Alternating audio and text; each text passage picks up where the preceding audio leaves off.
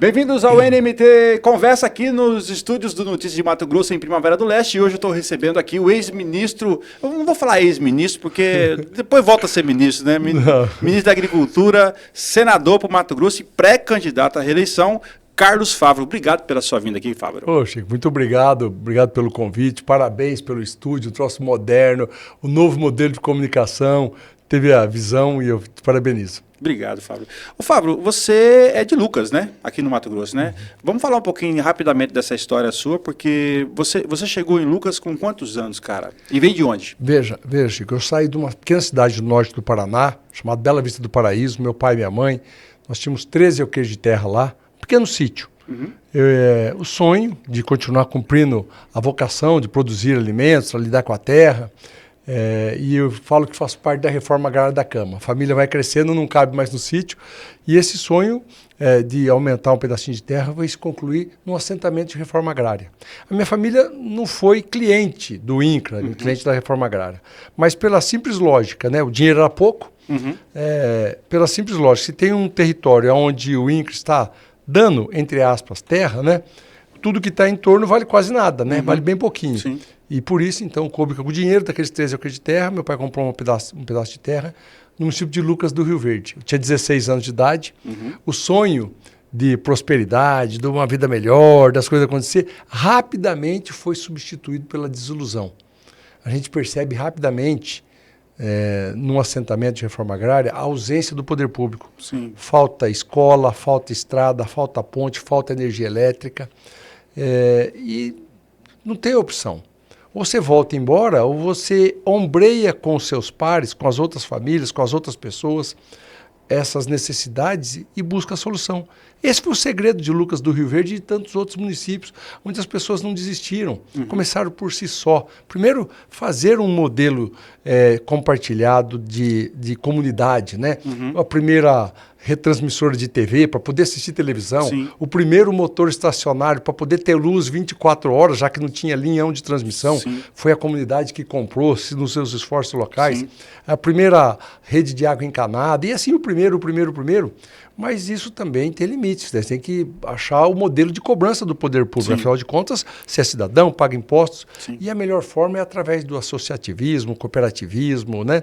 Aí isso... que nasceu o cooperativismo no Mato Grosso, né? E aí, nisso, né, veio o cooperativismo. Eu também fui presidente de uma das cooperativas, Lucas tem 3 ou 4 cooperativas, tinha à época lá, eu presidi uma das cooperativas, isso me levou sempre para o sindicato rural, que é o lugar onde você tem que fazer as suas cobranças, isso me levou então a estar lá na fundação da AproSoja e, consequentemente, vem então esse período de trabalhar o associativismo. Aprendi muito, eu aprendi como lidar com as demandas do setor, lidar com as demandas da comunidade. Acabou me levando, então, para a política. Lá na frente, em 2014, me levou para a política e aí estou na vida pública. Ô Fábio, lá em Lucas, assim, minha família foi para Nova Mutum, né? Mesmo modelinho, nós saímos daqui de Jucimeira, o Padre João levou todo mundo para lá. Isso. Lá. Eu estou fazendo uma pergunta que eu não fiz para ninguém ainda. Eu já entrevistei várias pessoas que vieram do Sul, né? Aqui em Primavera tem muita gente assim, e vieram para o Mato Grosso por conta dessas oportunidades de mesma história. Pequeno pedaço de terra, veio para cá para melhorar a vida das pessoas. Lá, como é que chegou a notícia para vocês, assim? Tem um lugar que pode ser melhor. Porque a impressão que dá quando a gente conta um monte de história seguida, parece que tem um combinado, né? Tipo, porque não tinha rádio, não tinha informação como tem hoje, né? Não viraliza igual a rede social. Tem um comunicado lá no lugar, no Mato Grosso, tem terra barata. Como é que chega para a família uma informação dessa? Primeiro, que ali na região do norte do Paraná, teve o pessoal de Bandeirantes, né, uma usina lá, a Usiban, né, ela fez a colonização de Nova Bandeirantes aqui em Mato Grosso. Sim. Bandeirantes por no isso Paraná, que Nova Bandeirantes, isso. Aí já é uma região de terras mais robusta, e hoje que agora já chegou a agricultura também, né? Sim, mas no começo era vocacionado aquela colonização para pequenos produtores, produtores de café do norte do Paraná, que sonhavam aquela região de mata mais robusta, plantar café e tal. E aí veio alguns companheiros, amigos do meu pai, vieram pequeno sítio, mas trocou pequeno sítio por pequeno sítio. Sim. Né? Mas para uma região nova, a família cresceu, um pequeno sítio para cada um dos irmãos, tudo certo. Mas aí não era aquele modelo que meu pai estava procurando. A gente já via o desenvolvimento do cerrado acontecendo e a vocação já era plantar soja, né? Não pensava assim nem em milho ainda, né? Era a produção de soja. Ele vendeu esse pequeno sítio, né, de 13 alqueires de terra, e saiu procurar, né? Veio para cá, a gente tinha uma caminhonete antiga ainda e vinha com ela, foram dezenas de viagens. Passou aqui em Primavera. A gente achava maravilhoso Primavera do Leste, mas daí o dinheiro não dava para comprar quase nada aqui, já estava valorizado. Já estava valorizado. Aí Campo Verde era mais ou menos o mesmo modelo, mas acabou não dando certo. Chegou em Tangará da Serra, já era uma cidade estruturada, não dava certo. Aí uns corretores levaram a gente lá no fundo de Sorriso, Conselvan. Aí era 200 quilômetros fora da cidade, muito longe. Faltava estrutura e para quem não tem recurso, imagina você ficar 200 quilômetros da cidade. Aí ele não quis. No retorno, passa em Sorriso, começa a ver alguma coisa, chegou em Lucas do Rio Verde, que estava começando, e era um assentamento de reforma agrária, onde a terra é dada pelo governo, entre aspas, se ali é quase dado, o vizinho é quase dado também. Então, Lucas tem um modelo de 3 colonizações. Uma, que é a maior de todas, que é o INCRA, que fez os lotes de reforma agrária de 200 hectares. Uma é o modelo feito com o governo japonês, que é a JICA, que fez o Prodecer, lotes de 400 hectares financiado pelo governo japonês. E o terceiro, um pequeno, menor modelo, que eram com lotes por colonização. Meu pai comprou um lote desse e aí começou a vida em Mato Grosso. Legal. Vamos entrar na política. Lucas do Rio Verde é uma cidade que a gente ouve muito falar do Piveta porque é de lá, né? Foi deputado, né? Tem uma história. Foi 3 vezes prefeito. Prefeito, né? Eu falo sempre que o Piveta a gente ouve falar de escola moderna desde aquela época, né? Perfeito. Isso ele tem competência. É verdade. E lá em Lucas, hoje se fala em 2 expoentes da política, que é você e o Piveta, né? Mas você entrou na política só depois da AproSoja, né? É verdade. E como é que funcionava a política local lá? Só para eu entender, porque eu nunca perguntei para ninguém também esse... A minha história da política com o governador Piveta, ela vive momentos lá na paróquia, né, de amor e ódio, né? Então, em determinado momento está junto, em momentos seguintes está separado. Nós tivemos, por exemplo, quando eu já fui filiado ao PDT, quando ele também era PDT, né? Legal. E depois, ainda só filiado, né? Minha vida pública, depois partidária, foram 1 ano e meio no Progressistas e assumi o PSD e estou até agora no PSD.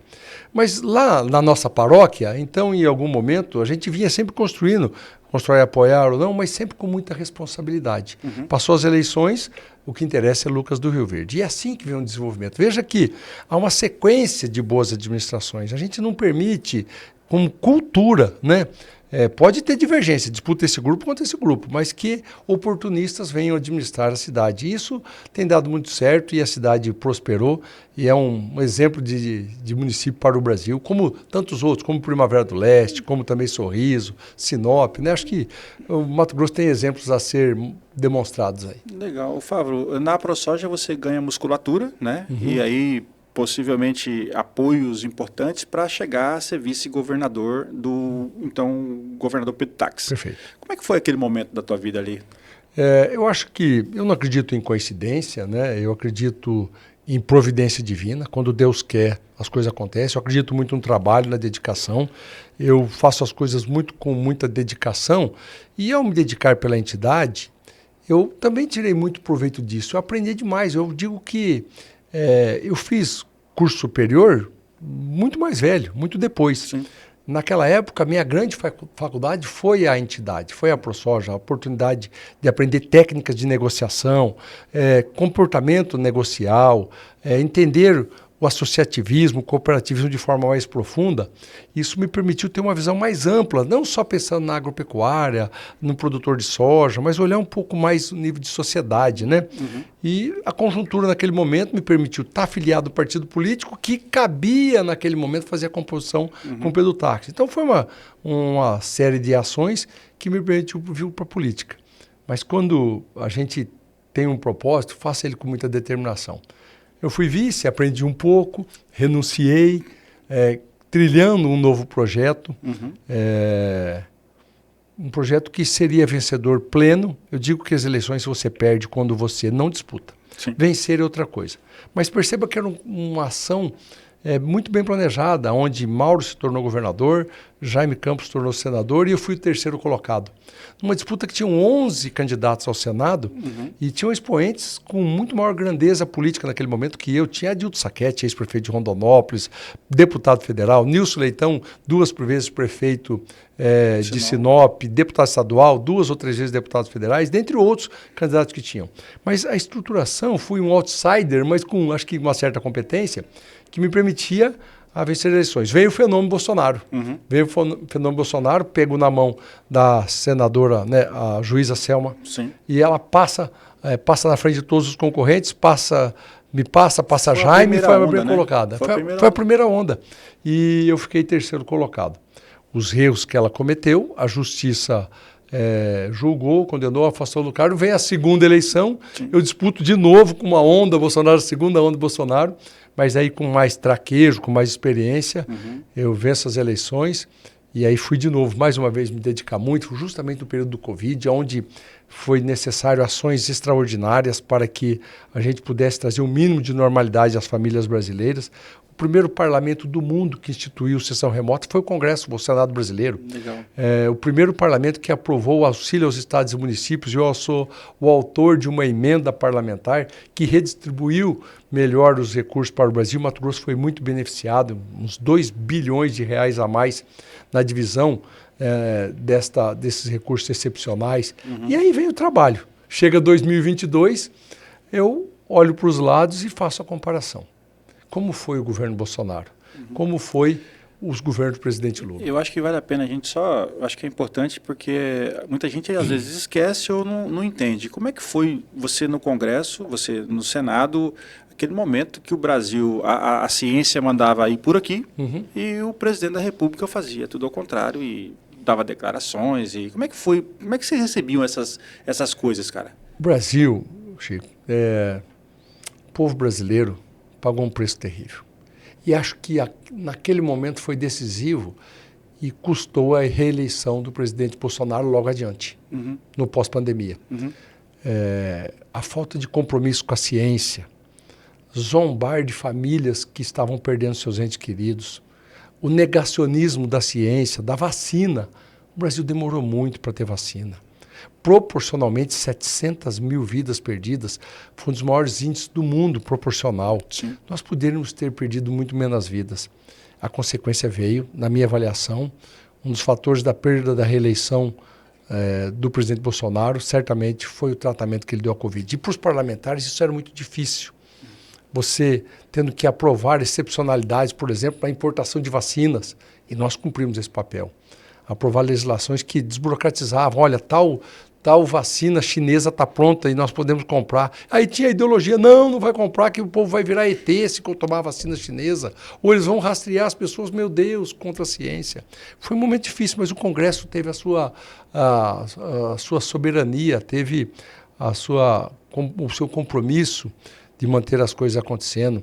Mesmo ainda num período com o presidente Davi, depois com o Rodrigo Pacheco, né, na garantia da democracia, foram momentos de bastante altivez do Congresso Nacional e eu tive a honra de participar. Legal. Essas atitudes do presidente Bolsonaro, porque assim, você foi de centro-direita. Acho que ninguém tem dúvida disso. Se alguém diz que é diferente, aí eu tô achando que o cara bateu a cabeça, porque não faz sentido, né? Perfil de quem produz... Eu sou PSD. Do PSD, então não há dúvida. É porque por conta de ser ministro, né? Mas, cara, muita gente se afastou do Bolsonaro por conta da pandemia e principalmente também por conta do final de governo, aquela coisa malfadada da porta dos quartéis e tal. E como é que foi aquele período ali? Eu não sei se você já estava convidado a ser ministro. Como é que foi aquilo para você? Um momento triste da política. Um momento de risco para a nossa democracia. Um momento onde a intolerância reinou. Chico, passei momentos muito difíceis. Que me doeram muito, eu não gosto nem de lembrar, de ser xingado nas redes digitais por família, porque não conseguiam compreender a diferença de pensamentos. e confundindo as coisas entre o respeito de pensar diferente, e eu respeito quem pensa diferente, e não consegui respeitar quem pensa diferente, quem votou diferente. Um momento que é tão sombrio que eu percebo que está se distanciando, graças a Deus, disso do pensamento das famílias. Nós continuamos tendo ainda um país polarizado, dividido ideologicamente. Tá esticada, né? Dividido ideologicamente, mas onde as pessoas já se permitem, né, excepcionalmente as pessoas com viés de extrema-direita, mas já se permite compreender, falar, olha, eu não preciso ser agressivo. E aí tudo certo, aí é a democracia. Eu acho que essa é a essência de você poder pensar, eu penso amarelo, eu penso verde, quem sabe da conjuntura, e por isso que existe o centro na democracia, os partidos de centro, não é pejorativo, porque daí sai o azul, aí sai o equilíbrio, e as coisas tendem a fluir melhor para a população. Bom, aí eu fui lá para a porta dos quartéis, mas quando foi o momento da eleição, você tomou uma decisão que talvez seja o divisor de água da tua carreira política. É verdade. Como é que foi esse momento? Um comparativo. Eu fiz uma comparação com um sentido de cidadão.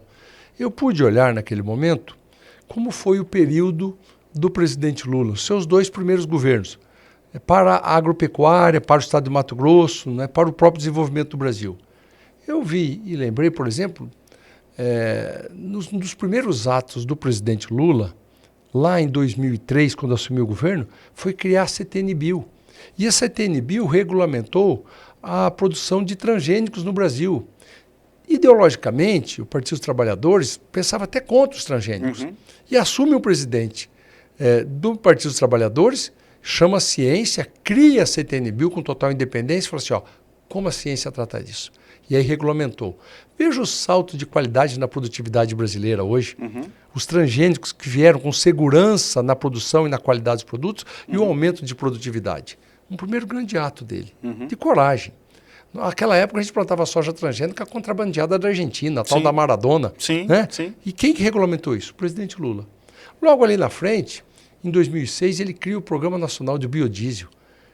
Ele, com os acertos e os erros, naquele momento falava-se na mamona, no pinhão manso, mas estava pensando num futuro, a gente não enxerga todas as saídas. Foi a revolução, ele criou uma Petrobras no campo. A produção de biodiesel hoje, com 15% de biodiesel adicionado ao diesel, que está nesse momento e vai passar para 16%, tirou, por exemplo, o Brasil da dependência maior de importação de diesel nesse momento de guerra. Montou uma Petrobras no campo, mudou o patamar da formação de preço da soja. Foi a industrialização mesmo, né? Essa é a verdadeira industrialização. Muitas pessoas falam assim, olha, Mato Grosso precisa se industrializar. Não, já está industrializado. Aqui não vai ter uma indústria automobilística. A indústria do etanol de milho é a indústria mato-grossense. A indústria do biodiesel é a indústria mato-grossense. Os frigoríficos são a indústria mato-grossense. Nós estamos industrializados. Nós temos que industrializar agora o algodão. Dar o próximo passo, depois da fiação, que já está indo muito bem aqui em Campo Verde, mas tem muito ainda a percorrer. Fiação, tecelagem, titularia, aí depois já a confecção. Mas Mato Grosso já vem na industrialização. Aí eu comparo essas ações.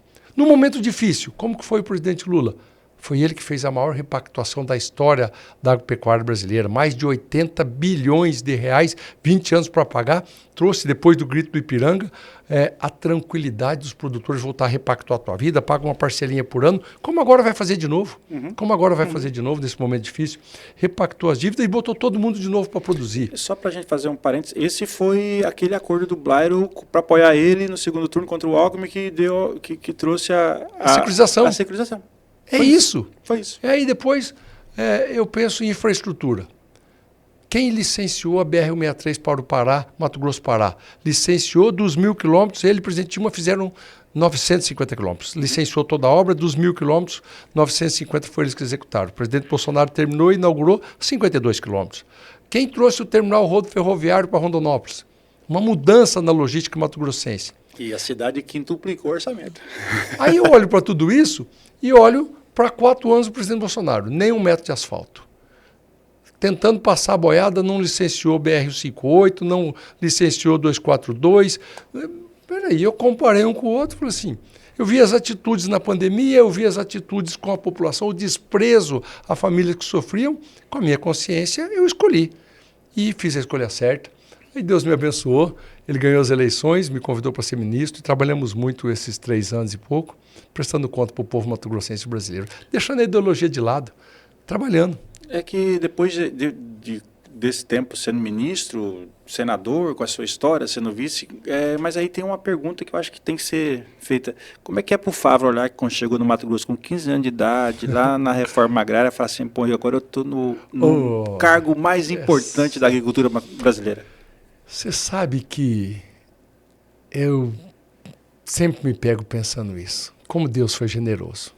E aí vem um outro ponto. Deus me dá uma oportunidade dessa e eu olho para trás lá, quando te disse, na ausência do poder público.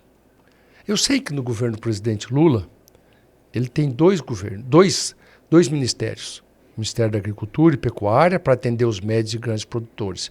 E o Ministério do Desenvolvimento Agrário para atender os pequenos, que merecem e precisam da a mão mais presente do Estado na agricultura familiar. E a minha pasta, a minha designação dada por ele, era para a agricultura empresarial. Trabalhei muito, me dediquei. Nós fizemos 3 planos safra recordes. E com toda a crise, a dificuldade de acesso ao crédito que passa pelo agro brasileiro, mas agora, o 4º plano safra, que eu já sei que está no forno para ser anunciado nos próximos dias, será recorde de novo. Eu estou dando um spoiler aqui, eu já tenho os dados do ministro, meu amigo André de Paula, e a equipe da Secretaria de Política Agrícola. A soma dos 4, nós vamos passar de 2 trilhões de reais disponíveis para a agropecuária. Só para te dar um dado, os 4 anos do governo Bolsonaro foram 700 bilhões somados. Agora serão 2 trilhões de reais. Nesse mesmo período, por determinação do presidente Lula, quando chegou no governo, ele falou assim, Fávaro, eu vou reestabelecer as boas relações diplomáticas e as boas relações de amizade com o Brasil do mundo. Vou fazer isso com dedicação. E eu quero que você embarque nos aviões e vai percorrer o mundo buscar negócio para a agropecuária brasileira. E eu fiz com muita dedicação. No meu período, como ministro, 555 novos mercados para a agropecuária brasileira. Tiramos... Só fazer explica para nós o que é novo mercado, porque às vezes fala assim, mas 500... Como que abre 555 se não tem 555 países? Só pra gente... É que é uma conjuntura de países e produtos. Por exemplo, o Brasil não vendia sorgo para a China. Aí, assim, por isso que a cultura do sorgo não desenvolvia. 85% do sorgo consumido no mundo é na China. E o Brasil não tinha esse mercado, por isso que ninguém se desenvolveu a cultura do sorgo aqui. Eu fui lá, me dediquei e tal, e abri o mercado do sorgo. Abrimos o mercado do DDG, abrimos o mercado da carne bovina para Vietnã, para Indonésia, ampliamos para o Oriente Médio, abrimos o mercado da uva brasileira para a China. Cada um desse é um mercado que abre em um país. Legal. Abrimos o mercado da carne suína e a carne bovina do Brasil para o México. O Brasil não vendia carne bovina para o México, não vendia carne suína para o México. Que próximo nosso, né? Do tamanho do Brasil. Então, cada mercado e cada país vai fazendo a conjuntura, por isso nós abrimos 555 novos mercados. Legal. Isso, por exemplo, fazendo uma parte aqui da pergunta, e eu vou voltar lá naquele legado daquele filho de um assentado virar ministro da Agricultura. Aí vem a crise do tarifaço e nós não estávamos dependentes dos Estados Unidos. Trump, quem vai se ferrar é vocês. Na verdade, ainda bem, porque eu cheguei a apostar. E aí, veja bem, então prestei conta da dedicação ao trabalho da minha função como ministro da Agricultura. Mas eu não poderia esquecer daquele momento da ausência do poder público. Pedi licença ao presidente, pedi licença ao ministro do Desenvolvimento Agrário, meu amigo Paulo Teixeira. Falei, farei ações importantes para a agricultura familiar no meu estado. Porque Deus me dá uma oportunidade de ser ministro. Por isso nós criamos o programa Solo Vivo, de recuperar solos degradados.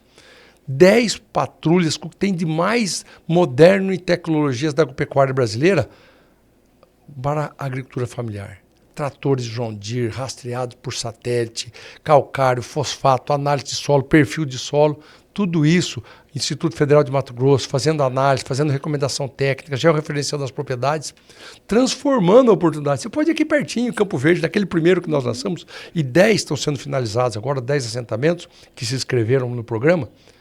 O produtor produzindo milho verde, tendo receita de R$50 mil por hectare, porque ele vende 50 mil espigas de milho verde a R$1, um sítio a R$1 a espiga dá 50 mil de receita bruta. Vida. O mesmo hectare de milho seco, e é o mesmo milho, você tem receita bruta aí, 150 sacos de milho por hectare a R$50, dá R$7.500 de receita bruta. Até difícil conseguir esses números, é 7.500 contra 50 mil. O Grupo Bom Futuro, o Grupo Margem não vai colher milho verde. E um pequeno produtor não vai colher milho seco, não tem nenhuma coletadeira. Cada um fazendo a sua e ele tem a renda. É investir, por exemplo, trazer uma Embrapa para a Baixada Cuiabana. A Embrapa chegou em Mato Grosso em 2012, governo do presidente Dilma, lá em Sinop, Agro Silvio Pastoril. Mas e uma Embrapa vocacionada para a agricultura familiar? Tal qual tem lá em Petrolina, uma região muito mais inóspita do que a Baixada Cuiabana. Um agreste sem perspectiva nenhuma e 2 políticas públicas transformaram aquela região. Os canais de irrigação de São Francisco e uma Embrapa vocacionada à fruticultura. Sabe o que aconteceu? Toda semana saem aviões cargueiros carregados de uva, de manga, de melão daquela região, Petrolina e Juazeiro, para a Europa. Vai a fruta, vem o euro e transforma aquela região. Sítios de 5, 10 hectares com prosperidade. As pessoas, às vezes, você falou do trilhão, né, do Plano Safra. Isso é a vida normal do empresário, né? O empresário do agronegócio lida com volumes e tal. Mas quando você falou do milho verde, dos 50 mil por hectare, as pessoas não têm noção quanto muda a vida da pessoa, né? Demais. Aqui, o seu Nilson, aqui da Fartura, em Campo Verde, ele mandou uma foto, depois eu posso mostrar para você. Assim, olha o resultado do Solo Vivo. Quando ele começou, ele foi um dos primeiros sítios que fez o programa, ele plantou lá em 10 hectares, plantou milho verde, um pouquinho de melancia, um pouquinho de pepino, algumas frutas, algum hortifruti lá. E ele tinha uma picapinha, né? Uma picapinha Fiat, que levava esses produtos para Cuiabá. A semana para trás, ele falou assim, olha o primeiro resultado do Solo Vivo. Já tem um caminhãozinho 3/4, porque a produção é tão grande para vender em Cuiabá, já não vai mais numa Fietinha, já vai num caminhãozinho 3/4. Coisa boa. É a transformação. Aí nós vamos ter, de fato, Chico, um estado rico, um estado próspero para todos. Para os grandes, para os médios, que a gente tem muito orgulho da revolução que foi feita na agropecuária mato-grossense e brasileira, o exemplo que se fez, mas também ter um produtor produzindo fruta, milho verde, prosperando, tendo renda, tendo dignidade. Aí esse Mato Grosso vai ser um Mato Grosso de verdade para todos. Faz uma diferença danada, porque aqui em Primavera, por exemplo, aqui as pessoas às vezes não entendem muito bem, porque aqui não tem um assentamento, né? Então aqui os pequenos produtores são os que compraram terra, e aí a feira aqui é muito forte, né? A cidade nova. Mas quando você vai para uma cidade que tem mais... que tem mais história com o assentamento, então essa história é mais viva, né? Imagine Nossa Senhora do Livramento, Poconé, imagine São José dos Quatro Marcos. Nós chegamos Com dificuldade logística, né? Aquela região, cara, se não for essas coisas, cara. É isso. Você sabe quanto que é a receita bruta de 1 hectare de banana? Em torno de 150, 170, até 200 mil reais. 1 hectare de banana, mas precisa ter tecnologia, precisa ter irrigação. Eu investi em programa de irrigação para pequenas propriedades, doando encanamento, kit de irrigação, postos artesianos pelo Ministério da Agricultura. E a Rota da Banana, oferecendo infraestrutura. Várias regiões já estão. Agora está subindo lá no 63, mas fez a região sudoeste ali, investindo em logística. Um caminhão truque grande, zero, para buscar e vender sem atravessador, em Cuiabá, nos supermercados, nas redes de supermercados e também na indústria de bala e de doce de banana, sem atravessador de banana chips, e também pequenos caminhões fazendo a intermediação, buscando do sítio, trazendo do centro de coleta. Essa logística tirou o atravessador e aumentou a renda desse pequeno produtor. Pode ter certeza, e eu vi ontem aqui, em Dom Aquino, de Dom Aquino para Jaciara, culturas de banana ali espetacular. Passe ali para ver, isso é uma transformação. É um novo ciclo da pequena propriedade, começando aqui no estado de Mato Grosso, com fruticultura, com ouricultura. Você sabia que lá no Santo Antônio da Fartura tem um produtor com hidroponia de excelência? Ele começou numa família, assentados, hoje ele tem 10, 20, 30 funcionários, atende Cuiabá com folhas, com alface, com agrião, com tudo. Uma pequena hidroponia. Renda lá em cima, pequena propriedade. Ô Fábio, há mais ou menos 15 anos atrás, a gente quando falava de política, né, eu faço campanha eleitoral de 2 anos, né, quando fala campanha estadual, a gente falava assim, ó, tem 22 cidades do agronegócio, entre capital, cidades grandes, polo e tal. Hoje eu acho que já passou de 50. Essa realidade, sem o apoio do governo, do Estado, era possível essa mudança, essa transformação que está acontecendo no Mato Grosso? Não existe. O poder público tem que ser o indutor do desenvolvimento. Veja o que nós vamos viver amanhã aqui nessa região, a inauguração de um novo terminal rodoferroviário. Aquilo que Rondonópolis viveu lá em 2012, agora essa região vai viver. Porque tem uma rodovia, uma ferrovia que veio de Rondonópolis para cá, concessionada pelo governo do estado, onde o governo federal vem com o PAC, coloca só do BNDES 2 bilhões de reais, mais o Fundo Constitucional do Centro-Oeste, o FCO, que aporta recursos também. O empresário vislumbrou oportunidades, traz um terminal. Vai ganhar eficiência logística, vai gerar emprego, vai gerar riqueza, vai gerar industrialização. Para 3 cidades aqui. É o Estado induzindo o desenvolvimento. Sai daqui e vai fazer outro lá em Santa Rita Trivelato. Sai de Trivelato, vai fazer lá em Lucas do Rio Verde. Vamos fazer a Ferrogrão também, vem uma ferrovia paralela à BR-163. Antes a gente ficava de costas para a nossa grande vocação logística, era sair pelo Pará, o norte do país, pelo arco norte brasileiro. Hoje nós já estamos de frente, interligados por rodovia, mas já queremos a ferrovia. Sim. E é bom, vai desenvolvendo. O Estado é o indutor. Eu, nessa perspectiva, Chico, eu vejo na polarização entre direita e esquerda, alguns falam assim, eu quero o Estado mínimo, o Estado que menos participe da vida das pessoas. Outros falam assim, não, eu quero o Estado totalitário, grande, né? Também tem essa ideologia, Sim. pensando no Estado. E o Fábio, o que o Estado pensa do Estado? Eu penso que o Estado tem que ser o Estado necessário.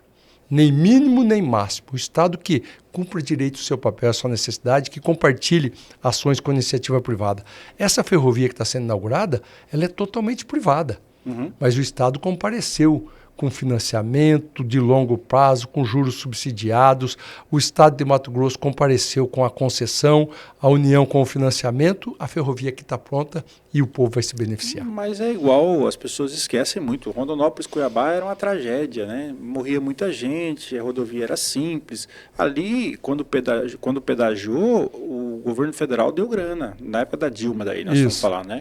Botou a grana. E a agora, concessionária quebrou, virou um impasse, volta o governo do presidente Lula, readeca o contrato, faz a parceria com o governo do estado, transfere para o governo do estado e põe grana de novo. Quase 6 bilhões de reais e a obra está acontecendo e vai ficar duplicado até Sinop. Mudando essa história, mudando essa rodovia que era uma tragédia. Progresso, né, cara? Acontecendo. Progresso. É o Estado indutor, né? É o Estado. Agora, vou perguntar para o ministro. Ali na região do Araguaia, nós temos ali aproximadamente 4 milhões de hectares que nós poderíamos plantar e isso aumentaria mais ou menos 30% do que planta o estado do Mato Grosso. E ali são questões muito a questão da aldeia indígena, que fica muito longe. Me parece que o governo agora está fazendo um asfalto. O contorno. Né, Está fazendo o contorno. 10 anos parado também. Como é que você vê aquilo ali, cara? Olha, eu acho que é possível o Estado, e eu consigo olhar uma visão mais equilibrada disso. É possível conviver um Estado com todas as suas particularidades. É possível que o Estado queira, em algum momento, pegar um quinhão de terra que titulou para produtores e queira transformar aquilo ali numa reforma agrária ou numa unidade de conservação indígena. Não tem problema, desde que respeite o direito de propriedade, que indenize. Se não indenizar por valor venal, né, à vista, aí está ferindo a Constituição. Eu tenho posições muito claras. Quando ainda ministro, no Congresso Nacional, entra na pauta o projeto do marco temporal para a formação de unidades de conservação, para reservas indígenas, né? O marco temporal que estava sendo discutido tanto no Judiciário como no Congresso Nacional. Eu peço licença do cargo de ministro, comuniquei o presidente Lula, volto para o Congresso e voto a favor do marco temporal. A imprensa dizia, agora caiu, esse aí o presidente não reconduz. Não volta mais. Esse não volta mais. Mas combinado com o presidente, ele falou, Fábio, você não perca a sua história, os seus compromissos. Um governo é plural, tem divergências, mas você não pode deixar a sua história de lado e vote com a sua consciência e com o setor que você representa. É assim um governo democrático. 2 coisas que eu preciso perguntar. O Lula é um cara que a gente conhece aqui, né, olhando, é um cara que transparece muita verdade naquilo que fala, se emociona toda hora. Então, se precisar entender mais o Lula, é só seguir as redes sociais do Lula que vai entender o Lula. Como é que é o Lula no dia a dia? O Lula patrão. Deixa eu te dizer, é duro, muito duro, cobra muito pesado, muito trabalhador, é impressionante. Voltando um pouco no Lula, pessoa, ser humano, só tem um jeito de não gostar do Lula, é não conhecendo ele. Eu duvido que um cidadão sentar e conversar 40 minutos não vai ter uma impressão de uma pessoa maravilhosa. Ele é carismático, ele é uma pessoa com toda a sua particularidade, mas é um ser humano diferenciado. Agora, como patrão, é diferente, viu? Ele sabe cobrar muito duro, exige produtividade, exige que as coisas aconteçam, não ele é avesso à burocracia. Por incrível que pareça, as pessoas acham que um governo de esquerda ele é favorável à burocracia, ao contrário, ele cobra muito duro. Eu, por exemplo, ontem, vindo para cá, chegando em primavera, eu queria falar com ele sobre essa restrição das carnes brasileiras para a Europa, né? Uhum. Mais uma medida que eles tentam conter, porque já que fez o acordo Mercosul-Europeia, não tenha dúvida que nós vamos ser muito mais competitivos agora e vamos vender mais carne, mais frango, mais suíno, mais bovinos, né, para a Europa e vai trazer a renda para cá. Vem a restrição, então, sanitária, tentando proibir. E eu queria falar com ele, e ele chegou de lá, né? E eu queria fazer uma sugestão ao presidente. Ele chegou às 5 da manhã. Chegou, foi para casa, foi descansar às 6, 7 horas. Quando era meio-dia, eu já recebi uma ligação de volta. Ele já estava trabalhando. E eu já não sou mais ministro. Sou só um senador colaborando. Então, assim, ele é muito dedicado e por isso ele empurra o time todo a trabalhar. Você contou um pouco da história do Lula que te levou a apoiá-lo, né? Por conta da sua história. Mas o Lula 3, né? Que as pessoas falam, né? Que a imprensa chama de Lula 3. O Lula 3, para o agronegócio, para a agricultura, você acha que as críticas são injustas, são só ideológicas? Como é que você enxerga esse cenário, já que você foi lá ministro durante esse mandato todo? Olha, qual era o temor do Lula? Talvez as pessoas esqueceram, né? Que o Lula já tinha sido presidente, não tomou terra de ninguém, que o Lula tinha sido presidente, criou o programa do biodiesel, que, diga-se de passagem, nós estávamos falando de biodiesel agora há pouco, no governo passado, retrocedeu, nós já estávamos com B12 para B13 de mistura, retrocedeu a B10, 10% de mistura. O governo Lula volta a misturar, aumentou 50% a mistura, saiu de B10 e levou a B15, 50%. Sabe o que aconteceu? A indústria brasileira começou a ter oferta de farelo para produzir carne, porque tinha que comprar óleo de soja para fazer biodiesel. Uma Petrobras no campo. O Lula, se a gente comparar, ele fez de novo planos safra sucessivos. Nós temos uma distorção de taxa de juros no Brasil. Essa independência do Banco Central permite também a mim criticar, né? A independência também é minha. O Brasil está com taxa de juros desproporcional. Absurdo, né? 14,25%, agora caiu 0,25%, mas 15% ao ano, com inflação de 4%, taxa spread de 10% de juro real não tem cabimento. E também não consigo entender na minha cabeça dizer que, por conta da guerra lá no Oriente Médio, né, no Irã com os Estados Unidos, nós não podemos baixar a taxa de juros para conter a inflação do preço dos combustíveis. Significa que se o juro tiver a 15%, 18%, 20%, vai sobrar diesel? Vai vir diesel? O motivo não é consumo, o motivo é a guerra. Sim. O juro alto não vai conter o consumo e não vai fazer chegar diesel mais barato. Então, apesar dessas taxas de juros altas, com a independência do Banco Central, foi decisão do presidente Lula aportar mais recursos do orçamento para equalizar o máximo possível das taxas de juros. Foi decisão dele a gente mudar o regramento, porque o que é o Plano Safra? O Plano Safra são duas políticas públicas. Uma regulatória, é a obrigatoriedade do recurso meu, seu, de cada brasileiro, do comerciante, do servidor público que está na conta corrente, no depósito à vista, ou na poupança, ou nas letras de câmbios, nas LCAs, direcionado um percentual disso para financiar a agropecuária.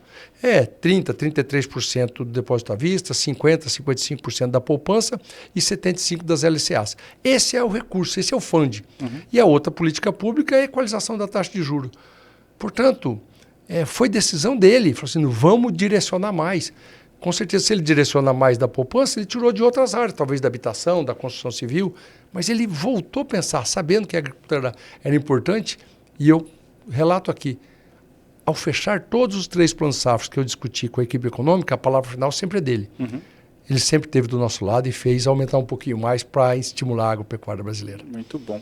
Fábio, vamos falar do PSD, né? O seu partido já... Quantos anos já, Fábio?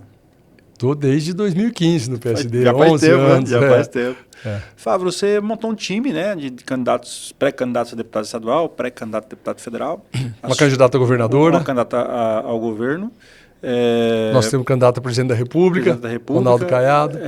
Me fala desse momento do PSD, sobre a chapa. Vamos começar pelo começo. Chapa de deputado estadual, como é que está? Como é a expectativa do partido? Chapa montada, 25 nomes, né, que permite a legislação, 25 nomes, está montada a chapa. A gente está muito confiante, entendendo, né, que hoje um deputado estadual muito empoderado, uma estrutura muito grande da Assembleia Legislativa, certamente teremos muitos reeleitos. Nós temos um deputado estadual hoje, que é o deputado Wilson Santos, com toda a capacidade, pelo trabalho desenvolvido, deve ser reeleito, a gente torce para isso. E estamos na eminência de conseguir mais 2 vagas. É uma performance espetacular. Se a gente tiver mais um, quer dizer, dobramos o tamanho do PSD na Assembleia Legislativa. Mas é possível triplicar, é possível chegarmos em 3 deputados estaduais. Legal. O Wilson Santos é um gigante da política, né? Foi prefeito de Cuiabá, a gente às vezes esquece, né? Foi candidato a governo, né? Foi candidato a governador, deputado federal, né? É um dos gigantes da política aí, que bom que está lá, né? A chapa de deputado federal, cara, porque é importante demais para o partido eleger deputado federal. Verdade. Você sabe que nós pagamos um preço muito grande em 2022. Nós tivemos o Irajá Lacerda, 5º ou 6º, 7º no máximo, mais bem votado em ordem linear. Mas cometemos o erro de que mais 5 partidos políticos cometeram aqui no estado de não abrir o coeficiente eleitoral. Só o PL que acertou, na verdade, né? Percebeu a lógica que tinha mudado a lei, né? Então, assim, a federação Brasil da Esperança, o PT, a deputada Rosaneide, fez 123 mil e poucos votos, não abriu o coeficiente. A maior injustiça histórica no eleitoral. Mas é a regra, né? É a regra. Acho que o Dante tinha sofrido isso também, não foi? Também, Dante sofreu. O Dante fez 80 mil votos há 30 anos atrás e também não teve... para um. E também não teve mandato. Mas não foi só um erro do PSD e do PT. O Republicanos também, o doutor Leonardo, fez lá 40 mil votos, não se elegeu. O PSB, com Dona Neuma lá de Rondonópolis, do Zé do Pátio, 40 e poucos, 50 mil votos, também não teve mandato. Os partidos se perceberam que não tinham entendido a regra, né? E que a piscina é mais funda, que não tem coligação, que você tem que fortalecer a base. E nós fizemos o dever de casa. Hoje nós temos o deputado Emanuelzinho, que migrou para cá para o partido, que tem boa densidade eleitoral. O próprio Irajá continua com a sua densidade. Trouxemos o Valtenir, que era suplente no MDB, trouxemos a Flavinha, que era suplente no MDB. Os dois assumiram o mandato e agora são pré-candidatos do PSD. Nós trouxemos, já era quadro do partido, o professor Severino, que é o vice-prefeito de Barra do Garça. Nós trouxemos a Marildes de Rondonópolis, agora fazendo a cota das mulheres. Quadro excelente. É candidata a deputada federal. Nós temos, quem mais? Nós temos o Chico Curvo, que já fez 30 e poucos mil votos lá em Rondonópolis. Nós temos o procurador Mauro, que já fez 80 mil votos também numa cláusula de barreira dessa. Se toda eleição que tiver, é favorito. Ele teve 80 mil votos. E mais um caso, como o Dante Oliveira, como esses 5 aí, que fez voto para chuchu e não se elegeu. Agora está aqui no PSD também. Então, assim, pode escrever. Aqui vai ter 2 deputados federais do PSD. A conta que nós analistas fazemos aí, né? Eu também me meto de analista de vez em quando. A gente fala que todo partido faz um e vai ter 2 ou 3 partidos que vai poder... Isso mesmo. Eu acho que PSD, União Brasil... É isso aí, o PL. E o PL... Para buscar a segunda vaga, 2 faz 2, né? Essa é a disputa aí, mas nós vamos ficar nesses 2 que vai fazer 2. Bom, vamos falar rapidinho da doutora Natasha, que eu acho que é um quadro excelente, né? Já as séries, né, que a mãe dela, a gente conhece a história, e ela sempre foi também, todo mundo sempre apontou ela como uma grande revelação da política. É verdade. Sempre a promessa, né? E agora chegou o dia. Chegou o dia, a oportunidade de mostrar, eu acho que ela tem um desempenho muito bom de rede social, de discurso muito bem feito, a história muito bem construída.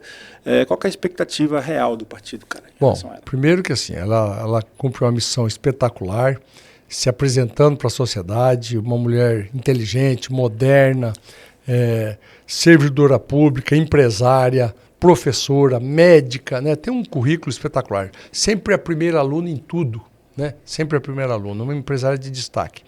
Uma genética política espetacular da senadora Séries, né? Filha da senadora Séries, que foi uma grande senadora.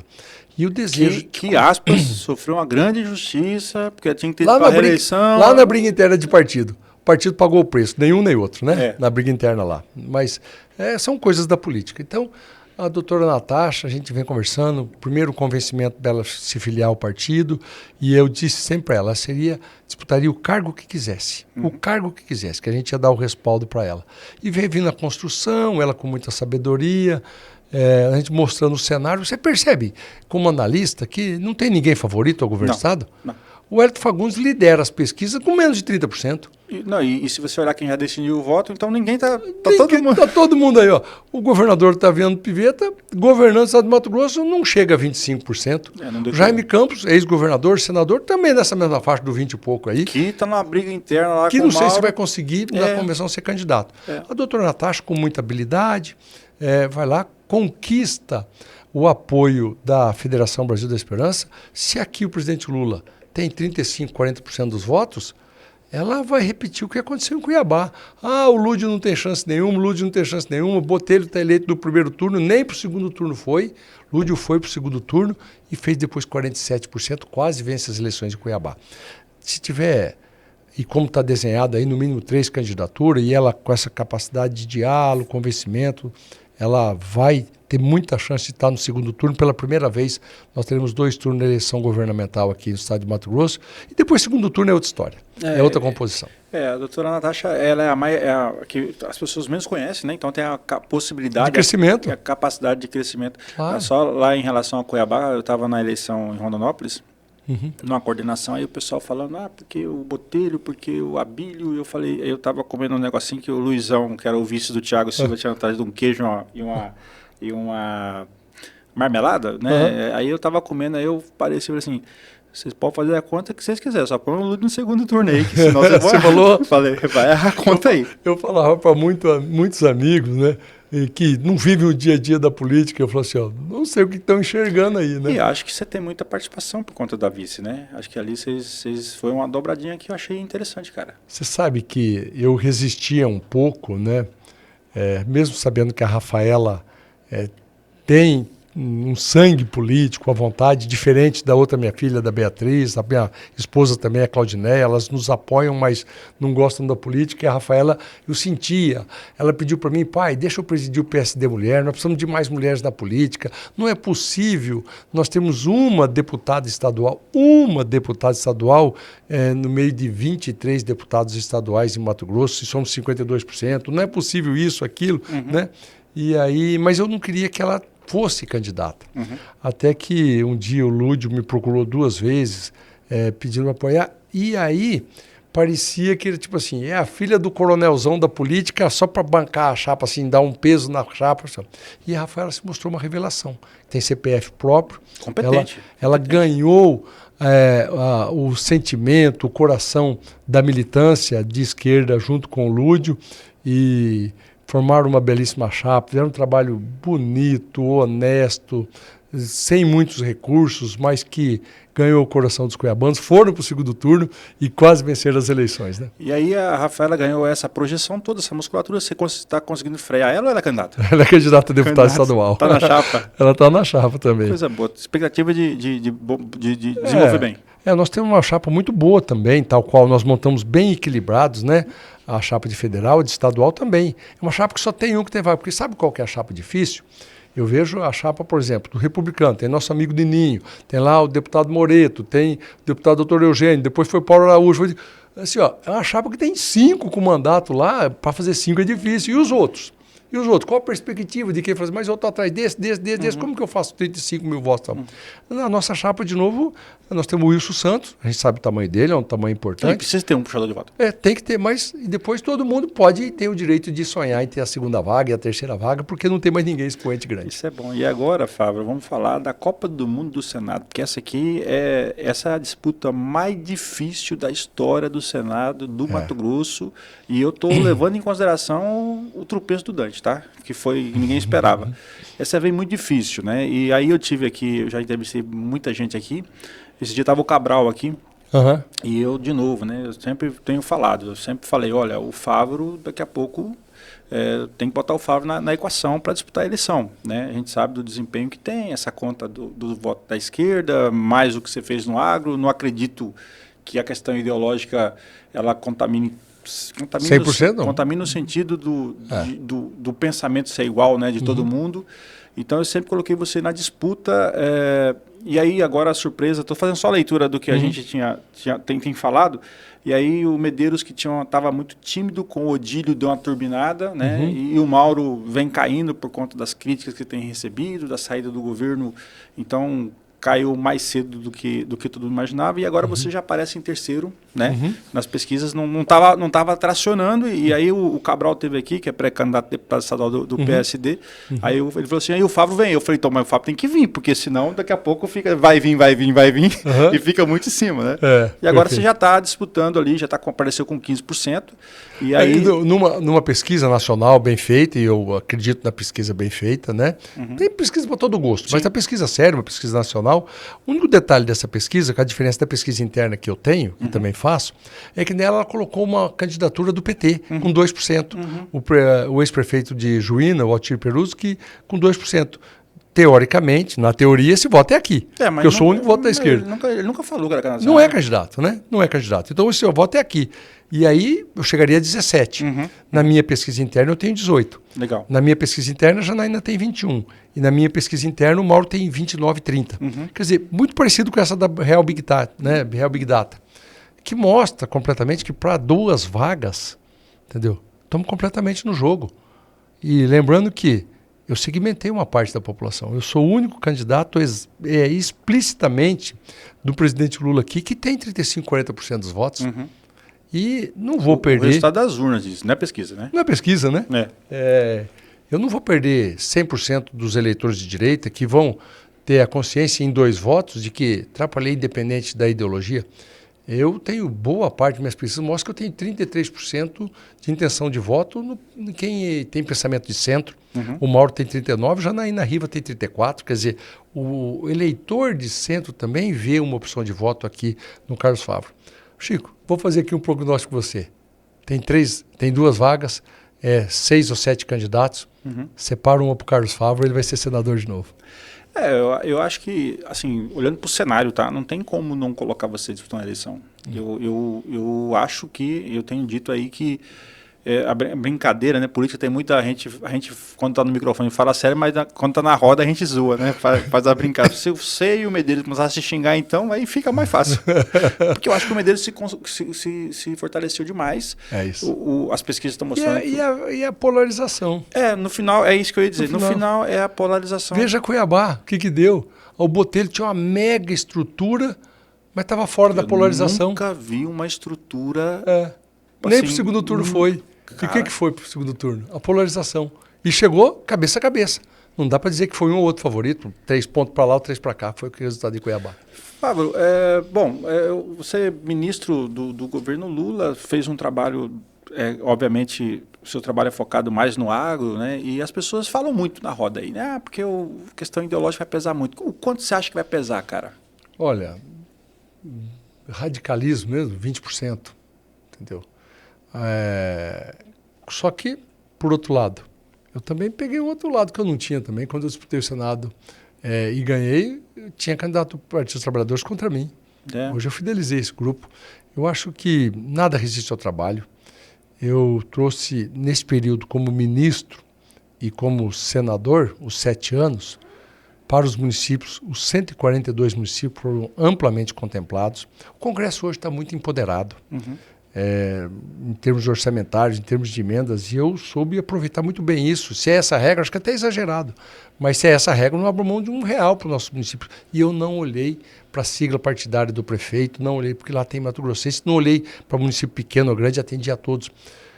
Vou trazer um número para você aqui, real, fora as ações do governo federal. Sim. Do governo federal. Agora, ações do Ministério da Agricultura, que fui ministro, direcionado a Mato Grosso, mais as minhas emendas, que todo o período de emendas eu descia do Ministério, voltava para o Senado, cadastrava a emenda e voltava para o Ministério, num acordo com o presidente Lula, foram 1.850 bilhões de reais, todos os 142 municípios. Por isso, na Caravana Mato Grosso para Todos, que eu e a doutora Natasha estamos fazendo, junto com os nossos pré-candidatos a deputados estaduais e federais, nós estamos percorrendo os 142 municípios, já estamos chegando em 60 dos 142, prestando contas do nosso trabalho, prestando conta de cada real que veio para o município e as ações que aconteceram e, mais importante que isso, pegar as novas demandas. Independente da eleição agora de outubro, em novembro eu continuo sendo senador, vou cadastrar emendas de novo. E o que é importante para a Primavera? O que é importante para a Primavera do Leste certamente não é a mesma coisa que é importante para São José dos Quatro Marcos.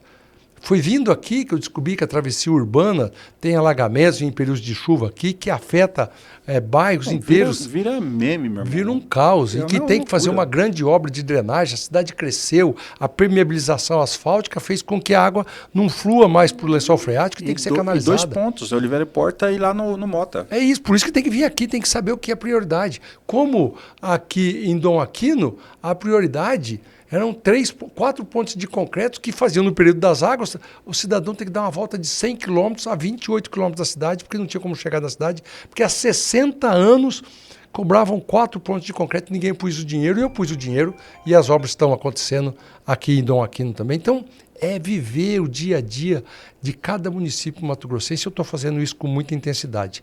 E eu tenho certeza que a hora que prestar conta, que souber coletar as demandas, a gente vai conseguir tocar o coração do eleitor mato-grossense. Coisa boa, Fábio. Eu quero agradecer você demais ter vindo aqui. A agenda eu sei que é corrida demais, pré-campanha e campanha não faz diferença nenhuma, é só o nome, né? Só a nomenclatura, né? Só não pode pedir voto, o resto pode tudo. Eu sei que você nem almoçou para estar aqui, né? Eu quero agradecer demais a sua vinda aqui. Engrandece demais o nosso trabalho, né? A presença do ministro, de um senador aqui. E eu desejo sorte para você. E aqui vou deixar aberto, eu estou dizendo para todo mundo que é candidato, ó, você vem agora e depois vem na campanha. Legal. Aí a gente produz mais materiais e tal, porque eu acho que é importante. O podcast tem essa característica de permitir que as pessoas, né, façam materiais e fiquem importante e interessante para a campanha. Então, obrigado pela sua vinda aqui, cara. Legal. Me permita lhe chamar de amigo, meu amigo Claro. Chico, que conheço há tanto tempo aí na política. Parabéns pela inovação tecnológica, agradecer pela oportunidade. A imprensa livre nesse país cumpre um papel fundamental de dar os microfones nesse novo modelo de podcast, novo modelo de acesso à informação, mas o modelo tradicional também, de dar a oportunidade de a gente prestar conta, expressar os nossos pensamentos, inclusive receber críticas, sugestões. Aqui, ó, nesse modelo aqui vai estar todo mundo digitando, xingando, falando, elogiando, mas que a gente possa poder trabalhar, conversar, falar com a população. Parabéns pelo veículo maravilhoso e fico feliz de ter a oportunidade de estar falando com você e com seus ouvintes. Obrigado. Este foi mais um NMT Conversa aqui nos estúdios do Notícias Mato Grosso. Você esteve aqui comigo e com o senador Carlos Favro, pré-candidato à reeleição, ex-ministro da Agricultura. E você sabe, sempre tem o próximo episódio.